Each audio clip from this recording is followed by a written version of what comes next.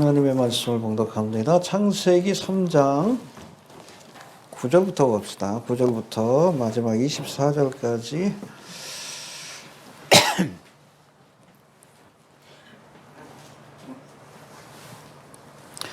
9절부터 봅니다. 여호와 하나님이 아담을 부르시며 그에게 이르시되 네가 어디 있느냐?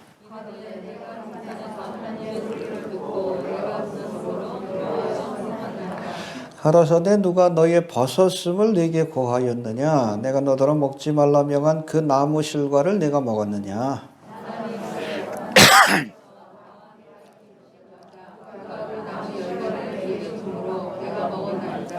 여호와 하나님이 여자에게 이르시되 네가 어찌하여 이렇게 하였느냐? 여자가 가로되 뱀이 나를 꿰므로 내가 먹었나이다.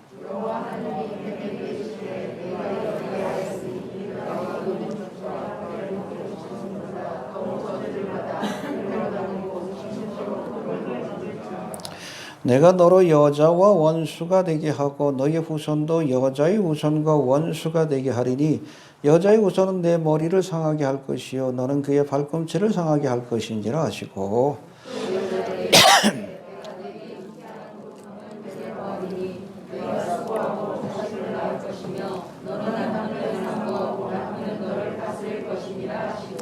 아담에게 이르시되 네가 네 아내의 말을 듣고 내가 너더러 먹지 말라 한 나무 실과를 먹었은즉 땅은 너로 인하여 저주를 받고 너는 종신토록 수고하여야 그 소산을 먹으리라.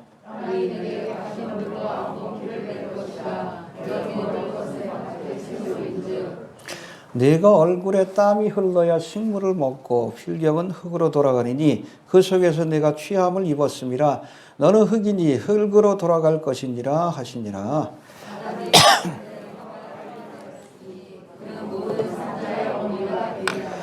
여호와 하나님이 아담과 그 아내를 위하여 가죽옷을 지어 입히시니라.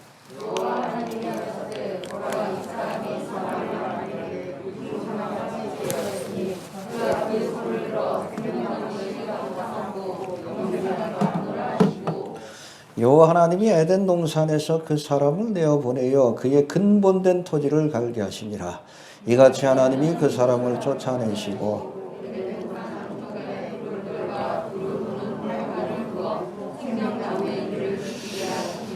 아멘. 창세기 3장은 타락장입니다. 1장과 2장은 창조장. 창조하시고 나서 하나님께서 모든 것들을 창조하시고 보시기에 좋았더라. 맨 마지막에 보시기에 심히 좋았더라. 인간이 타락함으로 보시기에 심히 좋았던 그런 그 인간의 모습과 또 세상의 모습이 저주를 받아서 오늘날과 같은 죄악이 가득한 세상으로 변하게 되었다. 그렇게 이해하시면 됩니다. 우리가 창세기 3장, 이 타락장을 이해하지 못하면 하나님께서 인간을 구원하시려고 하는 그 계획, 그것이 왜 하나님께서 인간을 구원하려고 하시는지 그걸 이해할 수가 없어요. 이 타락장이 있기 때문에 결국에는 역사의 터닝 포인트가 여기로부터 시작이 되는데 여자의 우선인 예수님께서 이 땅에 오셔서 십자가에서 대속의 사역을 그렇게 완성할 필요가 있었던 것이고 할렐루야. 우리도 예수를 믿어야 구원받는 이 복음이 필요하게 된 겁니다. 이해가 되십니까? 그래서 아무튼 이 창세기 3장 이후 타락장 이후에 여러분 성경의 기록 인류의 역사는 어떻게 우리가 잃어버렸던 이 복락원, 그 칠락원이죠. 에덴 동산의 축복을 회복하는지를 보여주는 과정이다. 이해가 되십니까? 그래서 창세기의 말씀과 요한계시록의 말씀은 서로 이어지는데 1장과 2장에 이 에덴 동산과 같은 복된 그러한 세상이 왜 이렇게 저주받는 세상으로 바뀌게 되었는지 그래서 우리가 3장의 말씀을 통해서 확인할 수 있다는 겁니다. 이해가 되시죠? 먼저 지난 시간에 살펴본 3장 1절부터 9절까지 말씀에는 옛뱀인 사탄 마귀가 하와를 미혹하여 하나님 뭐라고 했어요? 이 선악과를 먹으면 정령? 그렇죠. 반드시 죽는다. 근데 마귀는 뭐라고 했습니까? 뱀은 뭐라고? 결코 죽지 아니하리라. 오히려 네 눈이 밝아서 하나님처럼 되리라. 하나님이 거짓말하든 뱀이 거짓말하든 둘 중에 하나는 거짓말하는 거야. 근데 하와가 누구 말을 들었어? 뱀의 말을 들었다는 것은 하나님을 거짓말장이로 여긴 것이고 하나님의 말씀을 거짓말로 여긴 것. 이게 근원적인 죄예요. 불신이 죄입니다. 하나님을 모독한 거예요. 그 결과 선악과를 먹고 심판을 받게 된 거예요. 믿어야 합니다. 하나님이 진리가 되심을 믿어야 합니다. 온갖 세상의 사조와 철학을 통해서 지금도 사탄 마귀가 하나님의 말씀을 무너뜨리려고 하고 이 말씀이 마치 거짓말인 것처럼 미혹하지만 아니에요. 하나님은 진리이십니다. 거짓의 아비는 누구요? 사탄 마귀예요. 이해되십니까? 네. 또 세상 철학에 또 세상의 사주에 흔들리지 마시고 진리 되신 하나님의 말씀을 우리가 붙들어야 합니다. 자,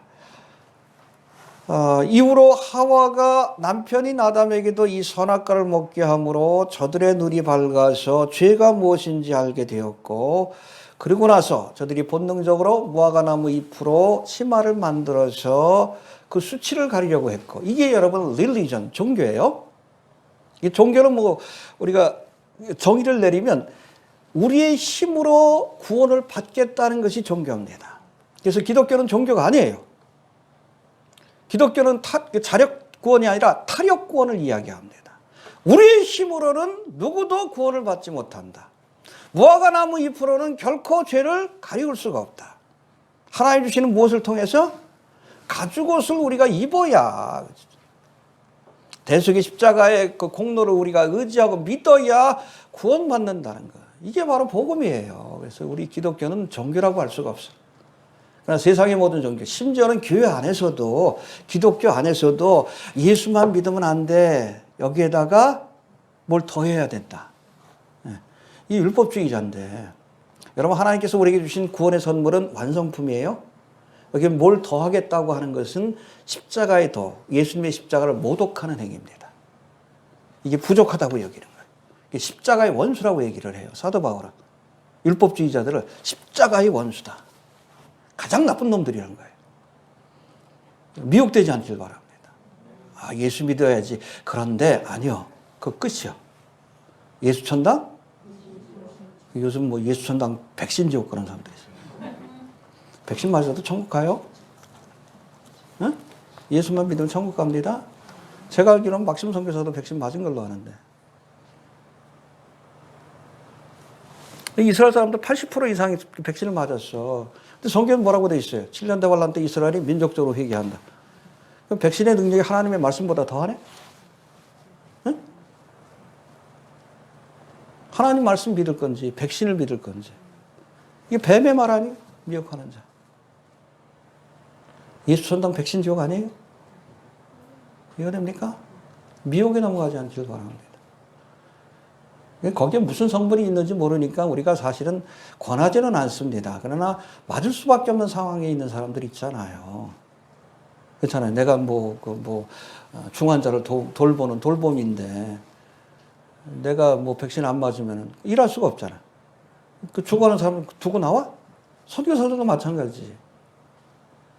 백신 안 맞으면 해외여행이 불가능해. 선교지로 가서 영혼을 구해내야 되는데. 막심도 제가 보기엔 그 맞은 걸로 내가 알고 있어요. 그렇지 않으면 선교를 못 하니까. 그 사람들 지옥 갈 사람들이요? 미혹이요, 미혹. 무슨 얘기 하려고 그랬지? 아무튼, 넘어가지 맙시다. 그래서, 아무튼, 종교와 여러분 기독교를 구분할 수 있어야 합니다. 예. 아무튼 이렇게 죄를 짓고 숨은 아담과 하와를 찾아오셔서 하나님이 뭐라고 하십니까? 아담아, 내가 어디 있느냐? 어디 있는지 몰라서 물으신 게 아니에요. 내가 믿음의 자리에 서 있느냐, 불신의 자리에 서 있느냐. 부르신 거예요. 죄를 대면하라고. 숨기면 안 돼. 죄도 나오지 마. 자, 이어지는 10절 말씀 봅시다. 시작.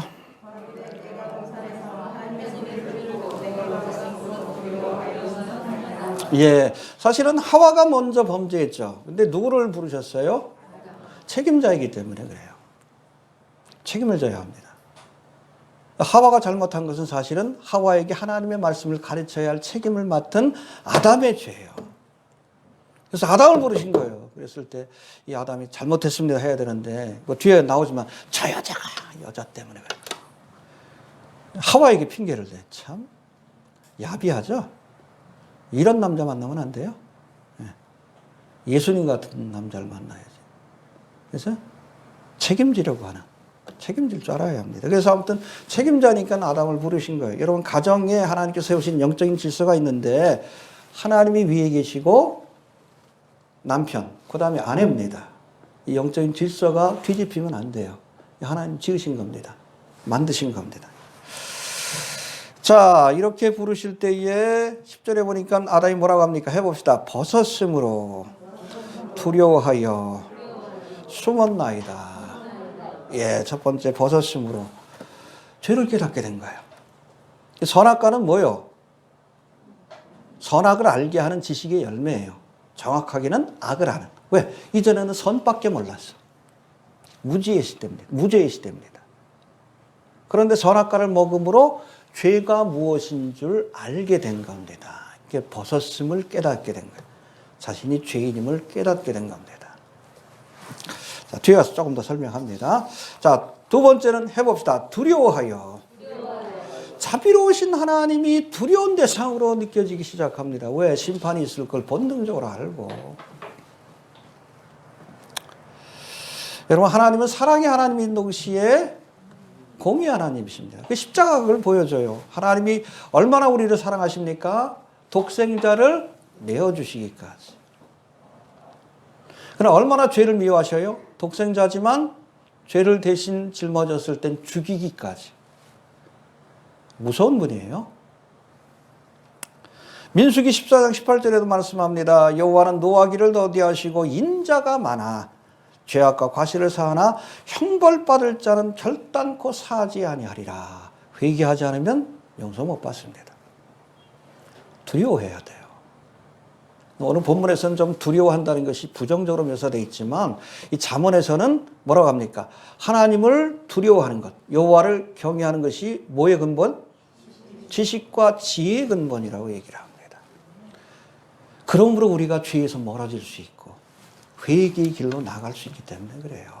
두려워하십시오. 두려워해야 돼요. 괜히 여러분 심판의 칼날을 갈고 계시는 게 아니에요. 두려워하십시오. 거기부터 시작이 돼야 돼. 그래야 우리가 의의 길로 갈 수 있는 것이고 회개할 수 있는 거예요. 해봅시다. 하나님을 두려워하라. 예, 두려워해야 합니다. 또 세 번째는 숨었다라고 했어요. 예, 뭐라고 했습니까? 해봅시다. 벗었으므로 죄를 깨달은 것이고 두려워하여 숨었나이다. 근데 숨는다고 해결되는 거 아니에요. 나와야 합니다. 그러니까 나와라, 좀 나와라. 아담아, 내가 어디 있느냐? 왜 숨어 있느냐? 죄를 대면해야 돼. 숨긴다고 여러분 이렇게 뭐 이렇게 죄를 짓고서 이렇게 뭉개버린다고 해결되는 거 아니요. 하나님은 아십니다. 우리가 이 땅에서 죄를 대면하지 않으면 하나님의 심판대 앞에서 죄를 대면해야 돼. 지옥 가는 거예요. 드러내고 회개하는 것이 최선이에요. 그러니까 아담아 내가 어디 있느냐 대면해라 그러는 거 아니에요. 여기서 맞는 게 낫지. 회개해야 합니다.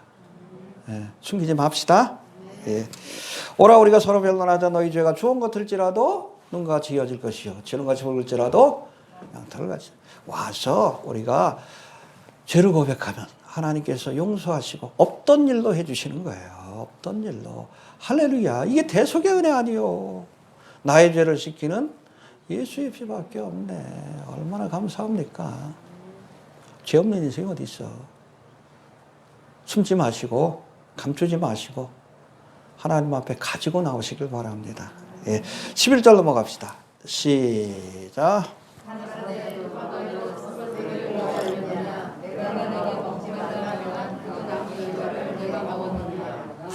예, 아담아 내가 어딨냐 했을 때 내가 벗었으므로 두려워하여 숨었나이다. 그러니까 하나님 뭐라고 해? 누가 너의 벗었음을 내게 고하였느냐. 예? 어떻게 알게 된 거예요? 선악과 먹으니까. 그전에는 선만 알았는데 악에 대한 지식이 생긴 거예요. 이해가 됩니까? 예. 그래서 세대주의에서는 이때부터, 그러니까 창세기 1장, 2장을 무죄의 시대라고 얘기를 합니다. 제너레이션. 죄가 없던 시대. 죄를 안 졌으니까 죄가 뭔지를 몰라. 그러니까 선악과를 먹고 나서는 죄가 무엇인지를 알게 된 거예요. 선악을 알게 된 거예요. 양심의 시대라고 얘기를 합니다. 양심의 시대. 그러니까 죄가 무엇인지를 알아. 선과 악이 무엇인지 알아. 이때부터는 책임이 주어져요. 선을 택하고 악을 행치 않을 양심에 따라서. 이 양심의 시대가 어디까지 연결이 돼요? 모세의 시대까지. 율법의 시대 때. 이때는 기준이 뭐예요? 율법이요. 그 전까지는 우리 양심에 의해서 선과 악을 구분하여 선을 택할 책임이 우리에게 주어진 시대다. 그러나 여러분, 우리가 아무리 양심적으로 죄를 깨닫는다 할지라도 죄의 문제를 해결하는 것은 아니에요. 율법을 통해서 우리가 죄를 깨닫지. 깨닫는다고 여러분 죄의 문제가 해결되는 건 아니에요. 그래서 하나님께서 십계명을 소위 시내산에서 주실 때에 이 십계명이 적힌 돌판 이 두 개만 주신 것이 아니라 함께 뭘 줬어요? 성막의 모형도. 이 성막의 모형도가 뭡니까? 거기 번제단이 있고 물두멍이 있어. 예수님의 십자가를 상징해. 율법을 통해서 죄를 깨달았으면 어떻게 해야 돼? 성막으로 가서 죄의 문제를 해결하고, 그렇죠? 번제단을 통해서, 물두멍을 통해서 성소와 지성소로 가서 하나님을 만나게 되는 거예요. 관계가 회복이 되는 거예요. 중요한 것은 율법보다도 이 성막입니다. 이게 예수님을 상징하는 거예요. 양심을 통해서 율법을 통해서 아무리 죄를 깨달으면 뭐래. 지금 이방인들도 여러분 죄가 뭔지는 알잖아. 양심이 아직 살아남아 있으니까. 물론 양심에 화인 맞은 자들도 있지만 말세가 되니까 자꾸 그런 사람이 너무 많아. 죄를 깨닫는다고 죄의 문제가 해결되는 게 아니에요. 깨달았으면 누구에게 가야 합니까? 그렇죠. 예수님에게.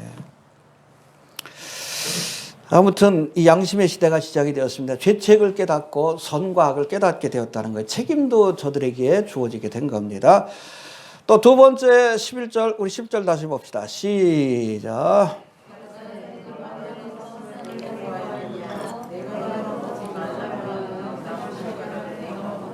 예, 아담과 하와의 죄를 물으면서 뭐라고 합니까? 내가 너더러 먹지 말라 명한 그 나무 실과를 내가 먹었느냐. 하나님의 명령을 어기는 것이 죄라는 사실을 분명히 하신 거예요. 이게 성경적인 정의예요. 기준은 하나님의 말씀입니다. 법이에요. 해봅시다. 심판의 기준은, 죄의 기준은 하나님의 말씀이다. 요한일서 3장 4절에서도 죄를 짓는 자마다 불법을 행하나니 죄는 불법이다. 하나님의 말씀을 어기는 것, 하라고 하는 것, 하지 않는 것, 죄. 하지 말라고 하는 것, 하는 것, 죄. 말씀의, 여러분, 죄의 기준이 뭐요? 세상의 법하고 달라요? 응? 법이 없어도 살 수 있다. 나는 법을 어긴 적도 없다. 물론 세상의 법을 우리가 지킬 수는 있지만 하나님의 법을 온전히 지킬 수는 없어요. 여러분, 세상에서는 동성애가 죄입니까? 아니지. 감옥 가요? 오히려 동성애하면 돈 주잖아. 어? 에이즈 걸렸다고. 돈 주잖아요. 그 사람들 뭐 치료하고 저거 하는데, 뭐 돈 주고 그러는데, 뭐 그게 한 500만 원 정도 들어간대. 우리 세금이요, 다. 지네들이 좋아가지고 에이즈 걸려놓고. 영환소 원장이 그러잖아요. 정부에서 다 줘. 동성애를 장려하는 거지. 성경은 분명히 지옥 간다라고 합니다. 세상의 법이 기준이 아니라 하나님의 말씀이 기준입니다. 낙태가 죄예요, 세상에서? 아니에요. 죄 아닙니다. 오히려 권장하지. 10개월 꽉 차도 이제는 뭐 낙태시킬 수, 이게 무슨 낙태요? 살인이지. 살인하지 말라. 그렇죠? 이 박근혜 때는 간통죄도 없앴잖아. 그 죄가 아니에요? 간음하지 말라 그랬잖아요. 기준은 말씀이에요. 그리고 하나님의 심판대 앞에 설 때는 세상의 법이 아니라 하나님의 법을 따라서 심판받는다는 것 우리 기억해야 합니다. 이게 기준이에요. 하나님의 법. 두려워할 줄 알아야 돼. 자꾸 이 배도의 시대가 하나님의 법을 무시하는데 저들이 무시한 바로 이 성경 말씀, 하나님의 법에 의해서 예수님은 육신으로 오신 말씀이니까 세상 나라가 심판받게 될 겁니다. 해봅시다. 말씀이 기준이다. 잊어버리지 않길 바랍니다. 예. 그리고 이제 12절, 13절 한번 봅시다. 자, 12절, 13절, 시작.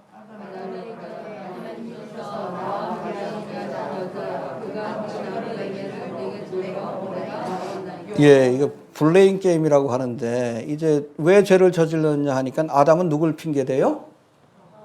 하와를. 하와는 또 누굴 핑계대?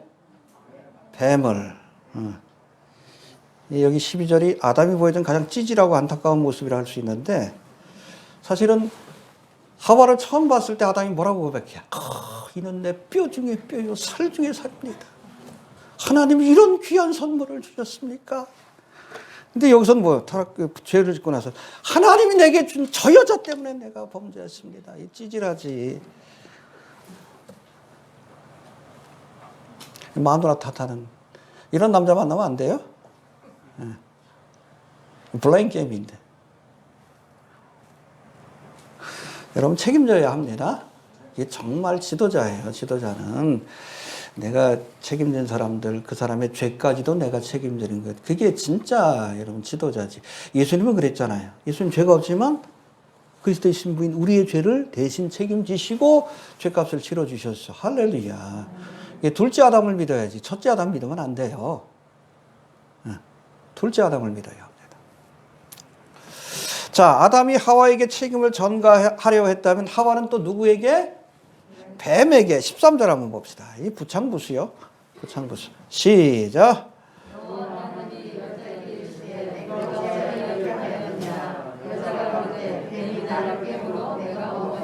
뱀 탓을 해, 뱀 탓을.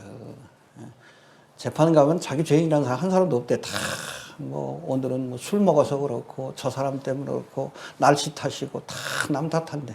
똑같아요. 아담과 하와가 그랬으니까. 뱀이 유혹한 건 맞습니다. 그러나 그 유혹에 넘어간 건 누구요? 하와 아니요. 누굴 탓해?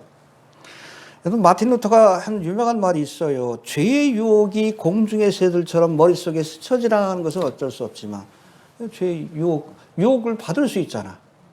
그러나 여러분 새가 내 머리에 둥지를 트는 것은 막아야 한다. 유혹에 넘어가면 안 돼. 유혹받는 게 죄는 아니에요. 예수님도 유혹받았잖아요. 그러나 죄를 안 졌지. 말씀으로 물리쳤지. 뱀을 탓하면 안 돼. 내가 잘못한 겁니다. 뱀이 나를 유혹한 거 아니요. 내가 유혹당했지. 왜 뱀 탓을 해? 저 여자가. 아니요. 지가 그랬지. 받아먹은 거 아니야. 해봅시다. 뱀 탓하지 말자. 예, 오늘날 정말 미혹하는 사람들이 많이 일어나고 있어요. 그렇잖아요. 아까도 얘기했지만 예수천당 백신지옥. 백신 맞으면 지옥 간다고. 성경에 어디 그런 말이 있어요. 미혹되지 마십시오. 여러분 뱀의 미혹, 사탄의 미혹을 예수님은 말씀으로 물리쳤어요. 하나님의 말씀 안에 바로 서 있으면 그게 얼마나 엉터리 미혹인지 알 수 있어요. 말씀으로 물리치십시오. 그래서 요즘 뭐 보면은 뭐 백신 맞으면 자석이 붙는다. 보셨어요? 그 엊그젠가 보니까는 이 팩트 체크한 뉴스에 나오더라고. 보니까 얘가 관심을 받고 싶어가지고 이 자석 있잖아, 동그란 자석. 물 묻혀가지고 이렇게 붙였대. 다 붙지. 또 그런 자료 가운데 보면 이 백신병 같은데 요거를 자석을 갖다 대니까 착각 달라붙어. 근데 보니까 거기 쇳가루가 잔뜩 있어. 집어넣는 거예요. 그걸 또 이용해가지고선 거기에 뭐 나노칩이 들어간다. 그래서 자석이 붙는다. 그런 얘기 들어보셨죠? 여러분 나노칩을 쇳가루로 만들면 파상풍에 걸려요. 맞으면 되죠. 죽어. 그냥 죽어. 혈액에는 여러분 그 소금 성분이 있어요. 곧바로 녹습니다. 여러분 나노칩을 만들어도 쇳가루로 만들면 안 돼요. 상식입니다. 쇳가루로 만들면 죽어. 파상풍으로. 근데 그게 자석이 붙으니까 여기 나노칩이 있대. 자석이 붙으니까 여러분 나노칩이 없는 거예요. 쇳가루로 만들면 다 죽어요. 자꾸 가짜뉴스에 휘둘리고. 짐승의표로 가는 거니까. 가는 게 다 여러분 짐승의표라고 하면 여러분 스마트폰이 더 위험해. 스마트폰에는 여러분의 신분증뿐 아니라 백신 여권도 거기다 놓죠? 결제 기능까지 있어. 어떤 분이 전화해서 그냥 백신 맞으면 이거 지옥 갑니까? 몇 분인가 한 두 분이 지난주에 전화한 거 같아요. 전화도 하지 말라고. 스마트폰이 더 위험하다고.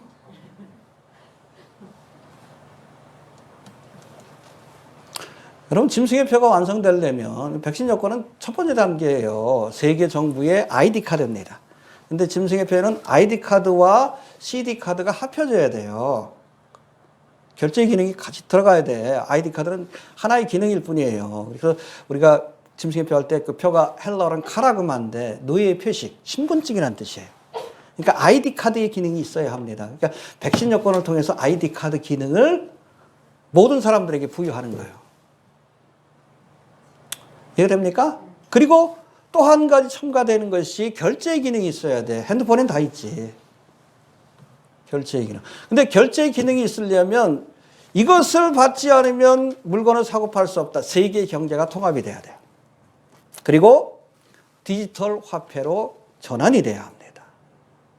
됐어요? 그리고 결제의 기능이 통일이 돼야 돼요. 칩을 통해서. 거기까지 가야 짐승의 표로 쓰여질 수 있는 거예요. 그 베리칩이 짐승의 표로 쓰여질 것이다. 프로토타입이다라고 얘기하는 거예요. 적어도 이 기술이 기반이 돼서 간다라고 얘기하는 거예요. 뭐 다른 형태로 나올 수도 있지만 이 기술이 기반이 된다. 왜냐하면 그 모든 기능을 다 포함하고 있기 때문에. 그러니까 베리칩을 조심하자. 가기 위한 과정이지. 이게 전제 조건이에요. 그러려면 여러분, 얘네들이 빌 게이츠도 그랬지만은 자신들이 어젠더를 해가지고 진행한다고 다 되는 것 아니에요. 계획을 세웠는데 자꾸 방해하는 세력이 있어. 막는 자가 있어. 기독교인들. 교회가 떠나가기 전에는 짐승의 표 못 나옵니다. 아무리 얘네들이 용을 써도, 아무리 힘을 써도 안 돼. 휴거 사건이 일어나야 비로소 짐승의 표가 구체화될 거예요. 뉴월드 오더가 오게 될 겁니다. 세계 경제도 통합될 거고. 그게 여러분 적어도 7년대 환란의 중반부까지 그 과정이 진행이 된다라고 보시면 돼요. 그리고 나서 짐승의 표가 본격적으로 등장하게 될 거예요. 물론 그 전까지 기본 기술 같은 것들은 다 지금 진행이 되고 있지만 미혹되지 마십시오. 말씀 안에. 나중에 가가지고 그냥 미혹자를 탓하지 말고 제가 예수 천당 백신 지옥 그랬다고. 백신이 뭐 하나님 말씀보다 더 능력이 있어? 자꾸 미혹되지 마세요. 미혹하는 사람을 여러분 탓하지 말어. 미혹하는 사람도 하나님의 일을 하는 거예요. 알곡과 가라지를 나누는 역할을 하는 거예요. 적그리스도도 마찬가지고 용도 마찬가지고 사탄 마귀도. 미혹하는 자를 탓하지 말어. 미혹당한 나를 여러분 돌아봐야지. 지가 미혹당해가지고 그냥 비트코인 사가지고 망했는데, 그렇잖아요. 왜 미혹한 사람만 탓해? 나를 탓해야지. 해봅시다. 뱀을 탓하지 마라. 걔는 본능적으로 거짓말하게끔 돼 있어요. 어? 거짓의 아비라니. 말하는 것마다 네이티브 랭귀지가 거짓말이라고 이렇게 성경에 묘사되어 있는데. 걔는 원래 그래. 걔 탓하지 말고 내가 미혹되지 않을 진리 안에 서 있어야지. 탓하지 마십시오. 갈수록 더 할 거예요. 갈수록 더 할 거예요. 더 떨거지들 많이 나올 거예요. 초창기 블로그 사역할 때도 그때 무슨 그때는 도피처 장사하더라고. 응? 7년대 반란 시작되니까 도피처로 가야 된다고. 아르헨티나 가야 된다고. 피지로 가야 된다고. 코로나 사태 생기니까 그거 못하니까 엉뚱한 소리 해. 지난번에 한번 몇 주 전에 전화 받았는데, 익산 쪽에서, 거기 도피처가 있다 그러는데 가야 될까요? 말아야 될까요? 목사님 전화하셨더라고요. 이거 어떻게 말씀드려야 되나? 분양하고 있대. 지하 벙커. 얘네들 모를까? 거기 몰려있으면 잡아가기 좋잖아. 이게 단순해. 단순해. 말씀 안에 바로 서 있지 못하니까 자꾸 미혹돼요. 하와도 마찬가지요. 진리 안에 바로 서 있습니다. 그 미혹자를 탓하지 마시고, 뱀 탓하지 마. 내 탓이야. 해봅시다. 내 탓이다. 내가 미련해서 그런 거예요. 내가 말씀 안에 바로 서지 못해서 그런 거고, 내가 하나님의 말씀 믿지 않으니까 미혹되는 것 뿐이요. 뱀 탓하지 말고 내 탓해야 돼. 자, 구체적으로 저들에게 내려지는 심판. 아무튼 죄를 지은 순서로 또 심판을 내리시는데, 첫 번째 뱀이 미혹하는 죄를 지었고, 그 다음에 하와, 아담 순서. 그리고 두 가지 심판에 대해서 말씀하는데, 먼저 뱀에게 내려진 두 가지 심판 살펴봅시다. 14절 15절입니다. 시작.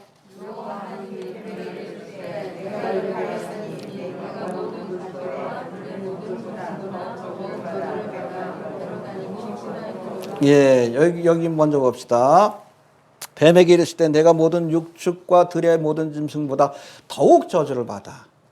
그러니까 여러분, 아담과 하와가 타락하고 나서 만물의 영장 인간이 타락하니까 육축과 뒤에는 식물들도 함께 저주를 받았어요. 그러니까 타락하기 이전에 여러분, 이 에덴 동산의 모습은 이런 모습이 아니에요. 육축들도 저주를 받은 거예요.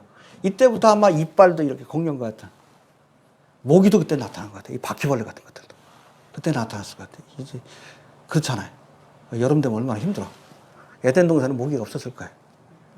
이런 것들이 저주를 받아가지고 서로 잡아먹기 시작하고, 다 저주를 받았는데 특별히 그 가운데 뱀이 가장, 그러니까 아마 저주받기 전에 이 뱀은 모든 아담과 하와를 제외한 모든 피조물 중에 가장 지혜롭고 아름다운 존재였을 거예요.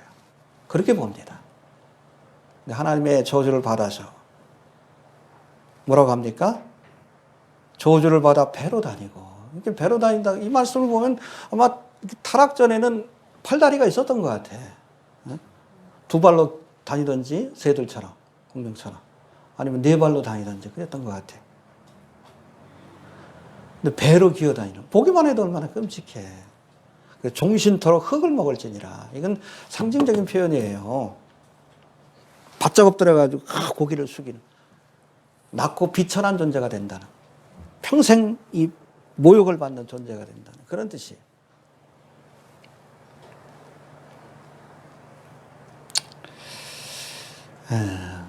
여러분, 우리가 쓰임받아 하나님의 손에 쓰임받아야지. 이 뱀 같은 경우에도 무슨 죄가 있어? 사실은 사탄에게 쓰임받은 거예요. 그 아름다움과 어떻게 보면 사람하고도 가까웠겠지? 인간과의 친교, 또 지혜로웠겠지? 그게 하나님의 도구가 아닌 마귀의 도구로 쓰임받으니까 저주를 받아서 이렇게 비천하고 비참한 그러한 존재로 그렇게 변화되게 되었다는 겁니다. 우리의 재능을 하나님께 드려야 합니다. 하나님께 쓰임받아야 합니다. 근데 흥미로운 게 뭐냐면 하나님 주신 피조물 가운데 가장 아름다운 것이 하나님을 대적했어요. 천사들 가운데 가장 지혜롭고 아름다운 천사가 루시퍼예요. 근데 그 교만 때문에 하나님을 대적했다가 사탄아, 저주받은 존재가 된 겁니다. 이해가 됩니까? 네. 또 여러분, 그 다윗이 낳은 아들 가운데 누가 제일 잘생기고 똑똑했어요? 그것 때문에 교만해져가지고 다윗을 대적했다가 비참한 최후를 맞이하는 거예요. 뱀도 마찬가지예요. 모든 피조물 가운데 가장 아름답고 지혜로운. 그러나 그로 인해서 하나님의 도구로 쓰임받아야 되는데 미혹의 도구로 쓰임받았다가 이렇게 쳐다만 봐도 징그럽잖아. 쳐다만 봐. 여자와 원수가 되게 하리라 그래. 뱀 좋아하는 여자는 이상한 여자야. 저도 보면 그래. 가끔 낚시 가면 쏙 기어다녀. 이게 본능이에요, 본능. 저주받은 존재로 하나님께서 변화하게 하셨다. 이게 심판입니다. 예, 그리고 15절 봅시다. 15절. 제일 중요한 말씀인데, 시작.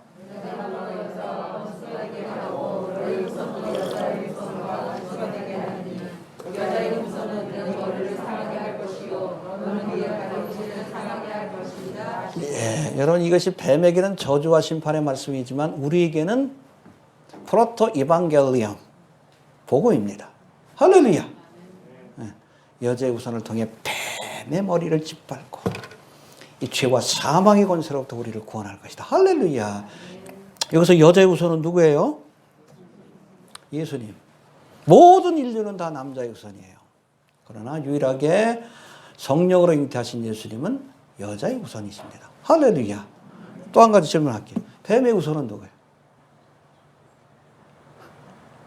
이것도 단수형이에요. 궁극적으로는 적그리스도입니다. 마지막 때가 되면 예수님 재림하셔서 이 뱀의 우선의 머리를, 적그리스도의 머리를 짓밟고 멸망시키시고 이 땅에 뉴월드 오더를 무너뜨리시고 천년왕국을 세우실 겁니다. 할렐루야. 그거예요. 뱀은 너의 발꿈치를 상하게 할 것이나, 그렇죠? 이 십자가 사건을 이렇게 묘사하기도 합니다. 사탄 마귀가 여러분 그 당시에 종교 지도자들을 격동해가지고 예수님을 십자가에 죽게 했어. 치명상을 준 것 같았는데 죽은 지 사흘 만에 부활하셨습니다. 할렐루야. 여러분 우리 발꿈치가 여러분 그 새 신발 사면 이렇게 까질 때가 있잖아요. 그냥 그 야간 발라도 한 2, 3일이면 나아요. 바로 그거예요. 그러나 여자의 우선은 예수님은 뱀의 머리를 짓밟으리라. 할렐루야. 사탄 마귀의 권세를 무너뜨리시고 1차적으로는 십자가를 통해 2차적으로는 예수님 재림하실 때 우리를 구원하실 것이다. 할렐루야.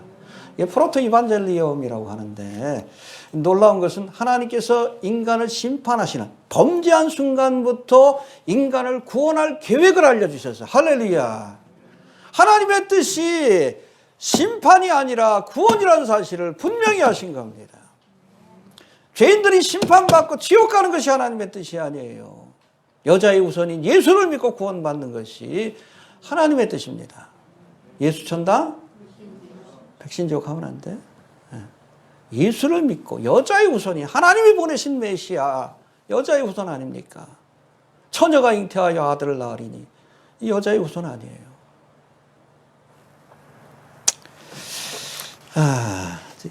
이게 최초의 복음이라고 얘기를 합니다. 자, 16절 넘어갑시다. 시작.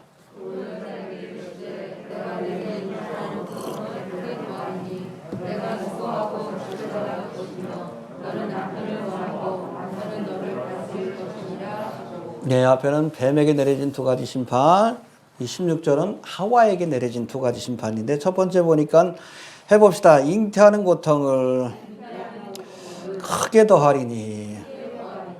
예, 이렇게 잉태하는 고통은 해산의 수고뿐 아니라 저 아기를 10달 동안 이렇게 품고 있다가 해산할 때 겪는 고통뿐 아니라 이 아이를 기르는 과정에서 성장시키는 과정에서 겪게 되는 모든 고통을 다 포함한다. 그렇게 보고 있습니다. 요즘에 의학이 발달되어 있지만 예전에는 아기 낳으러 갈 때 항상 어떻게 했어요? 신발을 이렇게 탁 쳐다보거든. 다시 신을 수 있을까? 실제 아기 낳다가 죽는 사람들 많았고 요즘에 제왕절개 해가지고 응급처치를 하니까 거의 없지. 그게 100년, 200년밖에 안 됐어요. 제왕절개 의학기술이 발달한 게. 그전에는 다 목숨 걸고 아기를 낳았습니다. 해산의 수고예요. 또 그렇게 어렵게 낳고 나면 잖아 자식이 변수요? 얼마나 속색이 그쵸? 응. 끄덕끄덕 하시네. 자식이 변수예요. 어떤 주경가는 그렇게 얘기합니다. 왜 하와에게 해산의 고통, 그렇죠? 잉태의 고통, 자식을 낳고 기르는 고통을 더했을까? 하나님의 고통을 느껴보라고 이렇게 했다라고 얘기를 합니다. 범죄했을 때 하나님이 얼마나 가슴이 아팠는지 조금이라도 좀 느껴봐라. 그래서 해산의 고통을 더하신 것이다. 그렇게 표현하기도 해요. 뭐 일리가 있는 표현이라고 봅니다. 아무튼 이 첫 번째 저주가 그거고 심판이 그거고 또 두 번째 16절 다시 봅시다. 시작.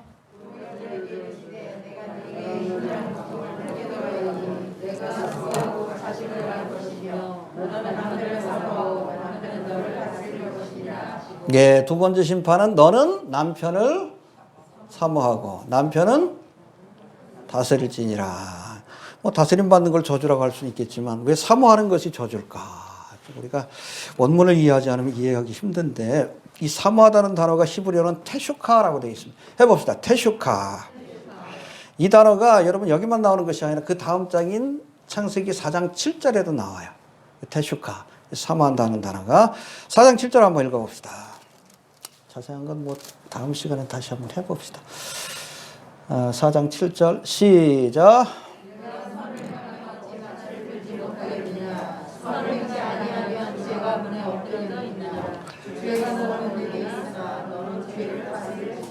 예, 이 말씀에서 죄의 소원은 내게 있으나 소원이란 단어가 테슈카예요.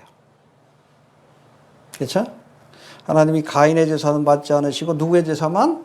아벨의 제사만 받으니까 가인의 마음속에 분이 가득해서 아벨을 죽이고자 하는 마음이 일어난 거예요. 그때 하나님이 경고하시죠? 죄의 소원은 내게 있지만 너는 죄를 다스려라, 컨트롤해라. 근데 소원한다는 것이 테슈카인데 이 테슈카라는 단어는 이 문맥에서도 알 수 있듯이 갈망하다. 죄를 갈망하다. 혹은 죄가 지배하다. 라고 되어 있어요. 이 맥락에서 우리가 살펴보면 하와가 남편을 사모한다는 것은 남편을 자기의 소유로 삼고 싶어하고 지배하고 싶어 한다는 거예요. 최초의 페미니즘이 여기서 시작이 된 겁니다. 가정이 하나의 전쟁터가 된 거예요.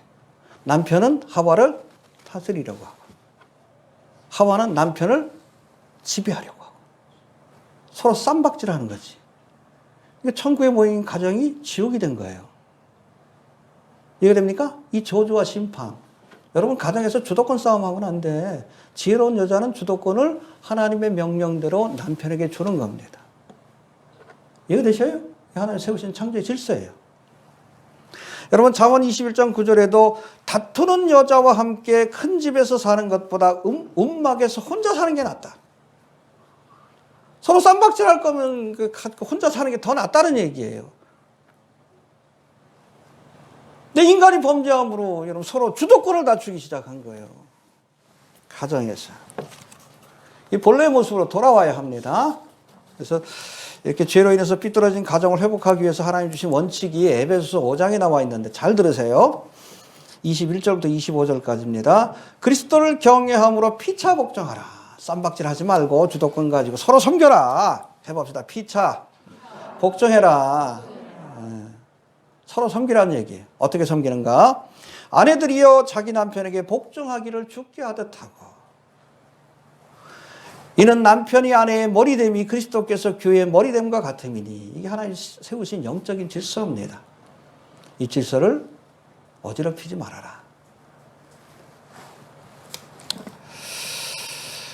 그가 친히 몸의 구주시니라. 그러나 교회가 그리스도에게 하듯 아내들도 범사에 그 남편에게 복종할지니라. 그리고 남편에게 주신 말씀이에요. 남편들아 아내 사랑하기를 그리스도께서 교회를 사랑하시고 위하여 자신을 주신 것 같이 하라. 누가 더 쉬워? 아내가 쉬워? 남편이 더 쉬워? 아내는 그냥 복종하기만 하면 돼. 남편은 아내를 위해 목숨을 내놓아야 돼. 예수님이 어떻게 사랑하셨어? 죽기까지. 그럴 때 가정이 천국이 되는 거예요. 이해되십니까?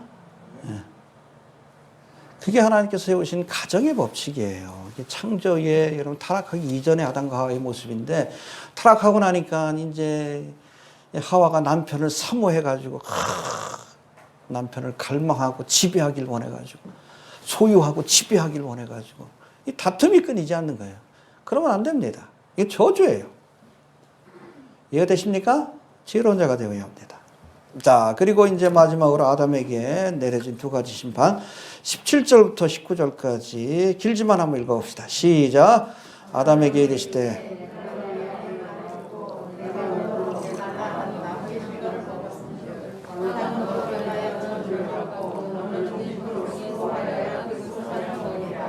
땅이 내게 가시덤불과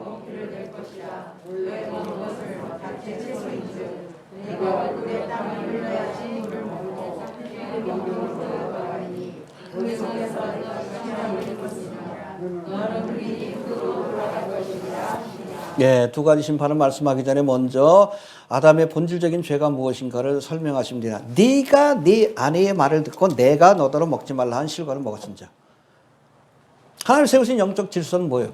아담이 하나님의 말씀을 듣고 그 말씀을 하와에게 가르쳐야 합니다. 근데 이게 뒤집어져 버린 거예요. 영적인 전도 현상이 일어났어요. 그래서 하와의 말을 듣고 하나님의 명령을 어겼어요. 여기서부터 불행이 시작이 된 거예요. 영적인 질서가 회복이 되어야 된다. 그거를 먼저 말씀하시는 거예요. 아브라함도 그랬잖아요. 하나님께서 언약의 자손을 주신다 그러면 기다려야지. 근데 10년 기다리다가 안 되니까 사라가 마음이 그냥 급해가지고 여정을 통해서 후사를 우리가 가집시다. 왜냐하면 그게 근동지방의 풍습이에요. 여자가 여주인이 아기를 못 낳으면 그 자기의 몸종을 남편에게 주어서 아기를 낳으면 그 자식이 내 자식이 되는 거예요. 여주인의 자식. 이게 근동지방의 풍습이지만 하나님이 기뻐하지 않는 일이야. 그런 제안을 했을 때 아브라함이 거절해야 되는데 아니야. 하나님이 언약의 자손 주실 때까지 기다리라고. 똑같아. 사라의 말을 듣고 하나님의 명령을 어김으로 하갈을 통해 누구를 낳았어요? 이스마엘이 나중에 이삭을 괴롭히고, 이스마엘의 우선이 지금 아랍 사람들이요, 이삭의 우선이 이스라엘 사람들이고 쌈박질하잖아. 그 모든 불행이 아브라함이 하나님의 말씀이 아닌 사라의 말을 들었기 때문에 생겨난 거예요. 이 영적인 질서가 무너질 때 모든 죄와 문제가 시작이 된다라고 분명히 말씀하는 거예요. 네가 이렇게 했으므로 모든 것들이 이렇게 시작됐다. 하나님 씌우신 질서를 우리가 파괴하면 안 됩니다. 알겠습니까? 요즘 창조의 질서를 자꾸 파괴하려고 그러지. 그 대표적인 게 여러분, 그게 바로 노아의 때, 롯의 때로 이야기하는, 그렇죠? 남녀로 지으셨는데 뭐 동성애자는 물에, 어? 사람의 성이 60가지. 그것도 몇 년 전이에요. 지금 한 100가지 넘을 거예요. 창조의 질서를 파괴하려고 그러고. 또 최근에 보니까는 뭐 이 침팬지하고 사람의 그 유전자를 같이 이렇게 결합을 해가지고 원숭이 인간이 탄생한다는 얘기가 나와요. 이게 하나님의 창조의 질서를 어기는 거지. 그럴 때 세상을 심판합니다. 노아의 때와 같고 롯의 때와 같다. 모든 불행과 심판이 거기부터 시작이 되는 거예요. 그래서 지적하시는 거예요. 내가 하나님의 아내의 말을 듣고 내 명령을 어겼으므로, 영적인 질서, 하나님이 세우신 질서를 무시했으므로 모든 일이 시작된 것이다 라고 분명히 하신 거예요. 이해가 되시죠? 예. 두 가지 심판이 내리는데, 첫 번째 해봅시다.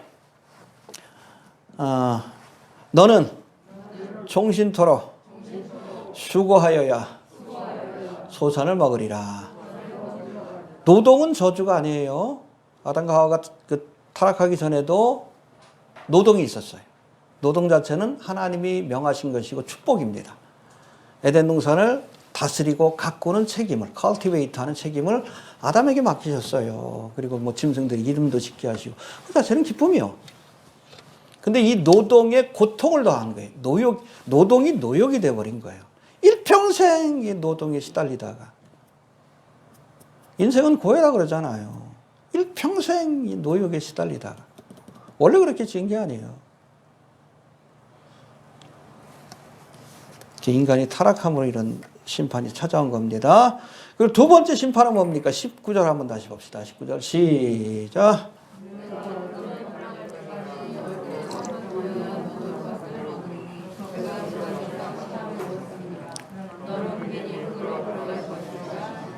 그렇죠. 흙에서 왔으니 흙으로 돌아간다. 죽으리라. 정령. 그렇죠. 그래서 죽음은 성경적으로 보면 분리되는 겁니다.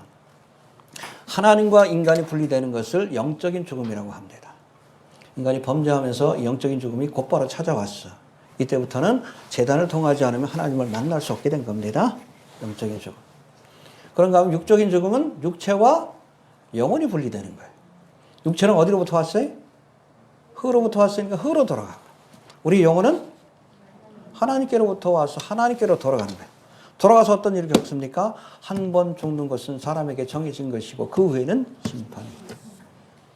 심판받게 돼 있어요. 심판대 앞에 설 그 준비가 돼 있는지.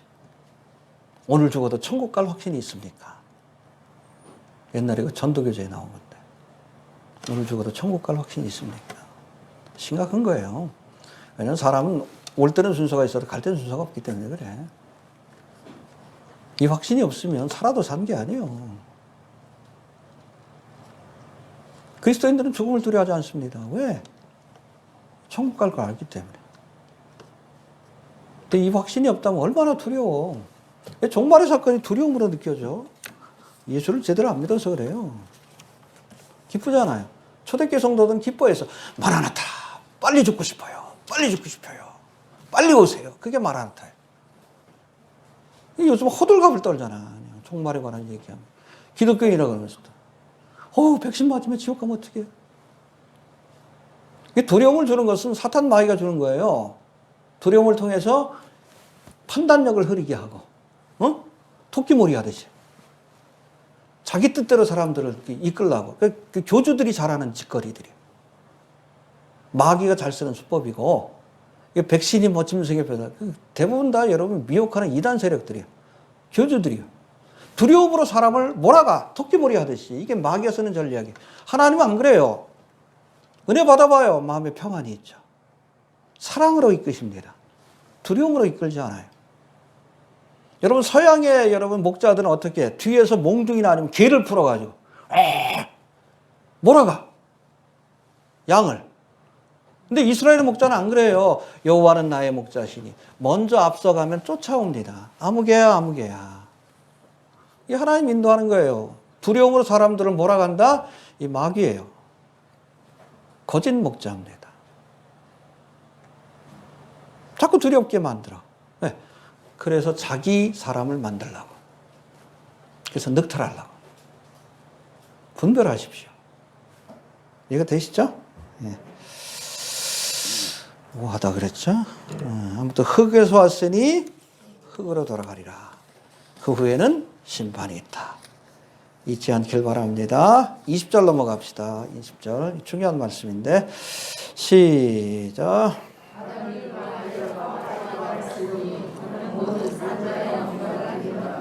네, 아담이 원래는 여자라고 칭했는데 이름을 다시 지어주게 되죠. 하와라고. 이름의 뜻이 뭐라고요? 산자의 어미. 해봅시다. 산자의 어미. The mother of all living이라고 되어 있는데 두 가지 의미가 있어요. 모든 인류가 하와를 통해서 태어났다. 이 유전적으로도 과학적으로 밝혀져 있습니다. 인류의 조상은 하나다. 흑인이든 백인이든 하나의 인류로부터. 뭐 어디는 뭐 침팬지가 진화하고 어디는 오랑우탕이 진화하고 어디는 고릴라가 아니요. 아담과 하와. 아담과 하와로부터. 그러니까 산자의 어미라는 것이 그런 뜻이고 또 깊은 영적인 의미가 있는데 좀 더 깊이 들어가 보면 이 여자 이름을 하와 이름을 산자의 어미라고 지은 아담이 지은 이유가 있어요. 그것은 창세기 3장 15절의 말씀 때문에 그렇습니다. 여자의 후손이 하와를 통해서 태어날 거라고 착각한 거예요. 이해가 됩니까? 여자의 후손은 인류를 구원할 구세주. 그런데 하와를 통해서 하와가 낳은 아들 가운데 구원자가 올 줄로 착각하고 산자의 어미라는 것은 여자의 후손의 어미라는 뜻을 가진 이름이에요. 어떻게 할 수 있느냐? 4장에 보면 나와요. 아담과 하와가 그러면 쫓겨나고 나서 자식을 낳았죠. 이름을 뭐라고? 가인. 내가 얻었다. 뭘? 여자의 후손을 얻었다라고 착각한 거예요. 가인을 통해서 하나님께서 저들을 구원하실 것이다라고 착각한 거예요. 근데 보니까 개차반이요. 그래서 둘째 아들의 이름은 뭐예요? 아벨. 헛되다. 헛되다는 뜻이야, 아벨이. 가인에게 여자의 후손이 될 줄로 생각했는데 아니요. 허망하구나. 그래서 그 둘째 아들 이름이 아벨이에요. 이해가 됩니까? 착각한 거예요. 그 뒤에 보면 또 다음 시간에 나오겠지만 이 하와가 이 가인을 낳고 나서 뭐라고 하냐면 내가 여호와로 말미암아 득남하였다. 한 남자를 낳았다. 근데 요거는 좀 구대에 그 첨가된 구절이 있고 원래 그 말씀의 의미는 그거예요. I have gotten a man child the Lord.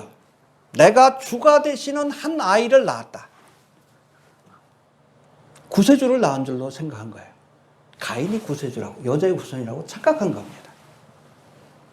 그런 잘못된 기대를 가지고 이 여자에게도 하와, 산자의 어미라는 구세주의 엄마라는 잘못된 이름을 붙여준 겁니다. 이해가 되시죠? 진정한 여자의 후손은 누굽니까? 예수님이셔요.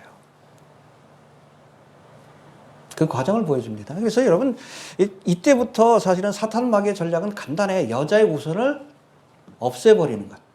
마귀는 알아요. 이 여자의 후손을 통해서 자기가 심판받을까. 그러니까 마귀의 전략은 이때부터 여자의 후손을 없애버리는 것. 그래서 노아 용수 심판도 그 전에 네피림을 통해서 그렇잖아요. 응? 타락천사와 인간의 그 교배정을 통해서 순수한 인류를 없애버리려고 했어요. 그래야 여자의 후손에 관한 예언의 말씀이 이루어질 수 없으니까. 이런 일들이 계속 반복이 돼요. 가나안 족속이 이스라엘 백성들을 없애려고 하고 또 나중에는 바사국에서 하만이 이스라엘 백성을 진멸하려고 했고 또 예수님 탄생했을 때는 헤롯 왕을 통해서 예수님을 없애려고 했고 지금도 마찬가지예요. 이스라엘 민족을 통해 결국에는 뱀의 후손인 적그리스도가 심판을 받고 이 땅에 이스라엘 백성들이 제사장 나라가 되는 하나님의 나라가 세워진다는 걸 알고 역사적으로 안티세미티즘, 이스라엘 민족을 죽이려고 했던 거예요. 2차 대전 때 그래서 3분의 1을 죽인 것이고 7년 대관 때 3분의 2를 죽일 겁니다. 다 못 죽여. 하나님이 3분의 1을 남겨두시는 거지. 지금도 여러분 이스라엘을 얼마나 많이 미워해. 원래 하마스가 먼저 공격했는데 그렇죠? 이스라엘도. 근데 하마스 탓하는 사람 어디 있어? 팔레스타인. 다 이스라엘 탓하지. 안티세미티즘이에요. 그 배경에 뱀이 있어요. 사탄 마귀가 있어요. 왜? 여자의 후손을 통해 자기가 심판받게 될 거라는 것을 알아. 또 요한계시록을 보면 이스라엘을 통해서 적그리스도의 나라가 멸망받을 것을 알아. 그거를 사전에 없애려고 그 공작들을 피우는 거예요. 그게 성경의 역사예요. 그걸 이해를 못하면 창세기 3장 15절을 이해를 못하면 이후로 벌어지는 모든 여러분 성경의 사건들을 이해할 수가 없어요. 지금까지도 벌어지고 있는. 왜 그렇게 이스라엘 민족을 미워하는지. 왜 그렇게 예수님을 죽이려고 했는지. 마귀가 여러분 성경을 믿기 때문에 그래. 3장 15절의 말씀을 알아요. 끊임없이 여자의 후손을 죽이려고. 가인을 통해서 누구를? 아벨을 죽이려고 했잖아. 믿음의 계보가 이어질까 봐. 실패하지. 하나님이 아벨을 대신한 셋을 통해서. 그래서 뒤에 보면 창세기 4장 끝에부터 이렇게 5장까지 보면 가인의 후손의 족보와 그리고 셋의 후손의 족보가 나눠집니다. 그리고 셋의 후손을 통해 누가복음에도 나오지만 메시아가 탄생하는 것을 보여줘요. 할렐루야. 계속 뭐 이어서 보게 될 겁니다. 그런 우리가 이해를 가져야 되는데 가장 중요한 것이 창세기 3장 15절의 말씀. 이 예언의 말씀이 성취되지 못하게 하기 위해서 사탄 마귀가 수없는 시도를 하지만 그럼에도 하나님이 맞가. 그렇죠. 심지어는 이세벨의 그 딸이 아달랴죠, 아달랴. 예, 남유다의 그 황후가 되는데 반정이 일어나니까 자기 그 손자들을 다 죽여버렸어요. 그 다윗의 후손들을. 하나 숨겨놨죠, 근데. 제사장을 통해서. 그 뒤에 누가 있어? 다윗의 후손을 없애려는, 여자의 후손을 없애려는 사탄 마귀가 있는 거예요. 이해되시죠? 네. 그렇게 보시면 됩니다. 그리고 우리 21절 봅시다. 21절. 시작.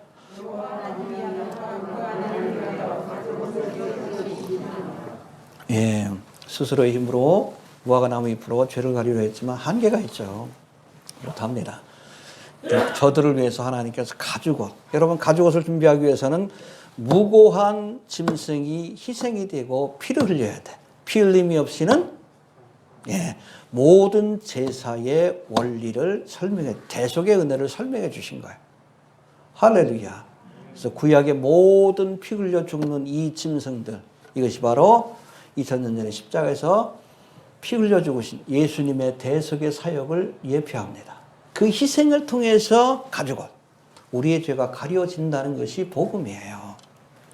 그래서 창세기 3장 15절하고 21절이 중요한데 창세기 3장 15절에서는 누가 우리를 구원할 것인가? 여자의 후손입니다. 그리고 21절에서는 어떻게 우리를 구원하실 것인가? 예수님의 희생을 통해, 대속의 희생을 통해, 보라 세상 죄를 지고 가는 하나님의, 그렇죠. 하우에 대해서 얘기해요.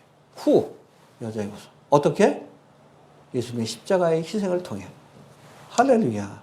놀랍지 않습니까? 인간이 범죄한 그 순간부터 예수님의 십자가를 통해 우리를 대속해 주실 것을, 구원하실 것을 알려주신 거예요. 하나님의 뜻은 심판이 아니요 구원입니다. 예수 믿으세요? 자, 그리고 마지막으로 이제 낙원에서 쫓겨나는 모습을 보여주는데 22절 봅시다. 22절 시작.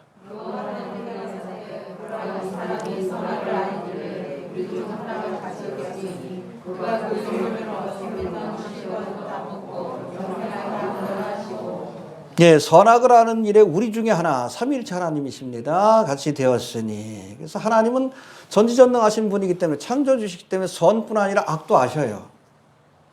예, 죄악을 저질러서가 아니라 악의 존재를 아십니다. 근데 인간은 범죄하기 전에는 선만 알았어. 근데 죄를 짓고 나니까 이거는 죄를 지음으로 죄가 뭔 줄 알게 된 거예요. 범죄함으로. 여하튼 선악 알게 되었으니 말씀하시면서 생명나무 그 죄를 지은 상태에서 이제 영생하는 것을 원치 않으셔서 생명나무 실과로 가는 그 길을 막으시고 저들 쫓아내시고 화영검을 두르시고 그룹으로 하여금 지키게 하시는 장면이 기록되어 있습니다. 아무튼 이때부터 양심의 시대가 시작이 된 겁니다. 인간이 선악을 알게 되었어. 알게 되었다는 것은 선을 택하고 악을 멀리할 책임이 주어졌다는 거예요. 근데 그렇게 하지 못했습니다. 일부분 믿음의 사람들을 제외하고. 그러니까 하나님께서 노아 용수 심판에 죄가 관영함으로 세상을 심판하신 이유가 바로 거기서부터 비롯되었다. 그렇게 보시면 됩니다. 알겠습니까? 자, 그리고 23절, 24절 봅시다. 시작.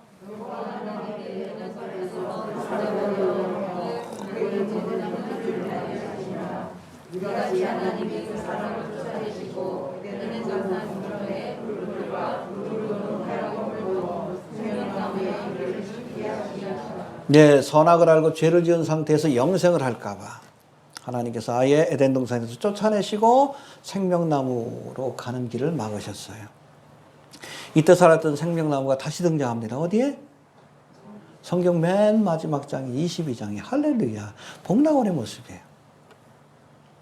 그렇죠? 범죄했을 때는 생명나무 실과를 못 먹게 했어요. 왜? 죄 지은 상태에서 영생하는 걸 원치 않으시기 때문에. 그러나 십자가의 대속의 은혜를 믿고 죄사함을 받은 사람들, 저들을 위해서 예비하신 신천 신지 새 예루살렘 성에는 생명나무 실과를 생명수 강가에 심어놓으시고 그 실과를 먹고 영생하도록 은혜를 베푸십니다. 할렐루야. 이게 여러분 이로부터 축복의 회복을 보여주는 거예요.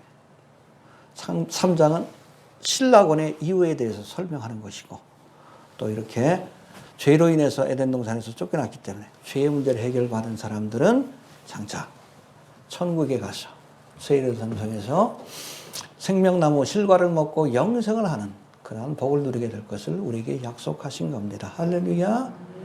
예수 믿으시길 바랍니다.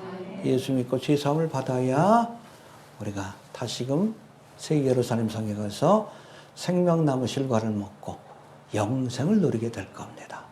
할렐루야. 영이 산다는 게 아니고 eternal life. 영원히 죽지 않나. 믿습니까? 영원히 죽지 않나. 그 은혜에 참여할 수 있게 되길 바랍니다. 예, 뱀의 미혹에 넘어가 금단의 열매인 선악과를 먹음으로 아담과 하와는 에덴 동산에서 쫓겨나 잉태하는 고통과 땀 흘리는 수고를 겪다가 결국 흙으로 돌아가는 심판을 받게 된 것입니다.